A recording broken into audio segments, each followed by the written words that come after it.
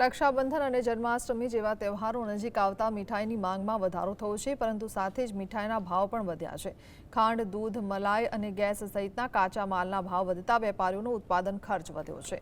યાત્રાધામ દ્વારકાના મીઠાઈ વેપારીઓના જણાવ્યા મુજબ ભાવ વધારાની સીધી અસર ગ્રાહકોની ખરીદ શક્તિ પર પડી રહી છે।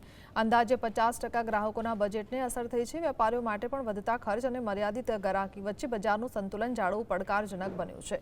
બીજી તરફ ગ્રાહકોનું કહેવું છે કે તહેવારોને ધ્યાનમાં રાખીને સરકાર દ્વારા ખાંડ, દૂધ સહિતની જરૂરી ચીજવસ્તુઓમાં રાહત આપવી જોઈએ, જેથી સામાન્ય અને મધ્યમ વર્ગીય પરિવારોના તહેવારોની ખુશી પર મોંઘવારીની અસર ન પડે।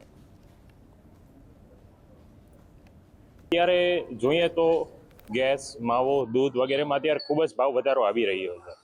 તો અત્યારે એના કારણે સ્વીટની શોપમાં અને એકમાં પણ આઇટમ્સમાં ભાવ વધારો થઈ રહ્યો છે। તો અત્યારે તહેવાર ચાલે છે, તો સૌથી પહેલી વસ્તુ લોકો પ્રિફર કરતા હોય છે સ્વીટ્સ ને એ બધું। તો અત્યારે